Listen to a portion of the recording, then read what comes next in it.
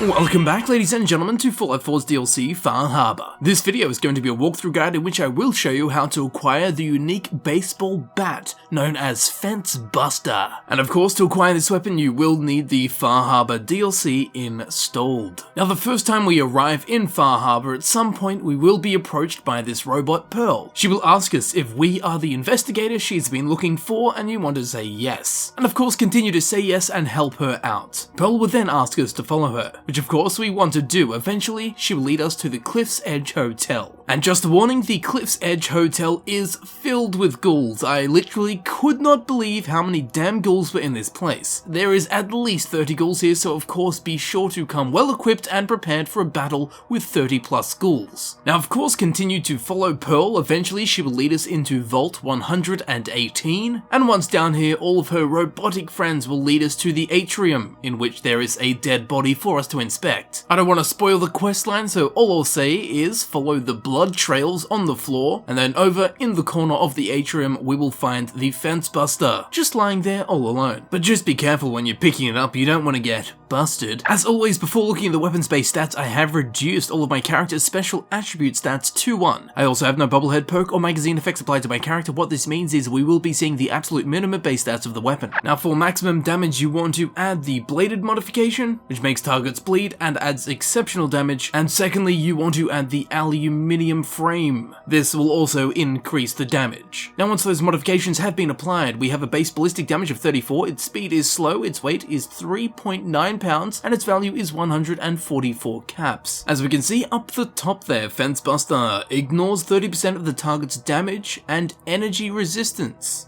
Interesting. Now, as I'm sure you'll notice throughout these killing sequences, purely for visual purposes, I did not go with the aluminium frame and the bladed modification. But as we know, if you want maximum damage from this weapon, you will have to go with those previously mentioned mods. Okay, so Fencebuster. What's going on with the old Fencebuster? Not too much, to be honest. There are no bugs to speak of, which is excellent. As we know, Fencebuster is a unique baseball bat, and sadly they still haven't changed the baseball bat speed to medium instead of slow. Because hey, let's face it, I reckon I could swing a baseball bat pretty quickly. Also, with a base damage of 34 when fully modded out, that might seem like a pretty high base damage, which I suppose it is. Once getting all the appropriate perks, I could only get the damage up to about 84, 86, which isn't too bad, but then of course remember it's a slow swinging weapon, so you're only going to be doing 86 damage like every 3 or 4 seconds. So straight away, it's a very average melee weapon. Now its legendary effect, this ignore 30% of the target's damage and energy resistances, is applied by the legendary effect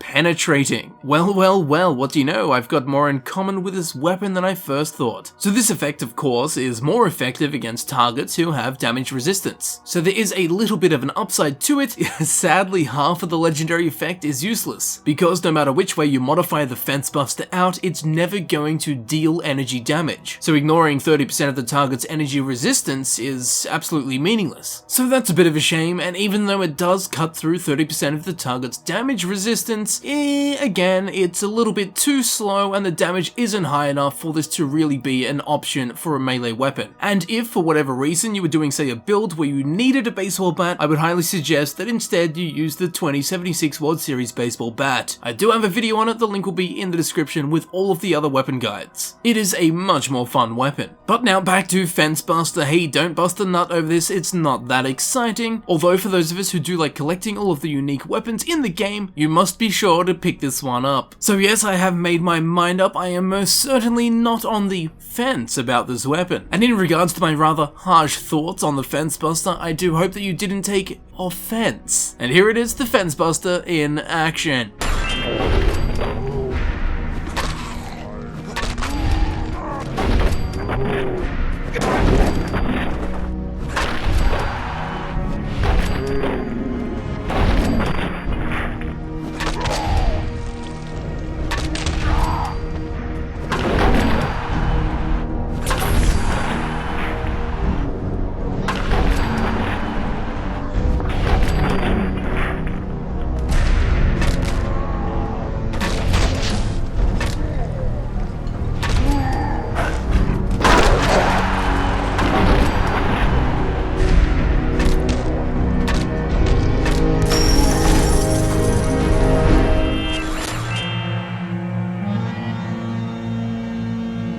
And there you have it, ladies and gentlemen, I've been Camel, and this has been my walkthrough weapon guide for the unique baseball bat in Fallout 4's DLC Far Harbor, known as Fencebuster. I do hope that this video helped you out in some way, and if it did, feel free to click on the playlist button on screen. This of course will take you directly to my Fallout 4 guides playlist, where you can select the videos you wish to watch freely. Or you can check in the description, which will frequently be updated with links to new Fallout 4 guides that I upload. If you love retweets of other wittier people's tweets, be sure to follow me on Twitter. The link will be in the description as well. And with all that said, I would like to thank you very much for watching. It's been an absolute pleasure, and I will see you very shortly in the next video. I'll see you there in a second.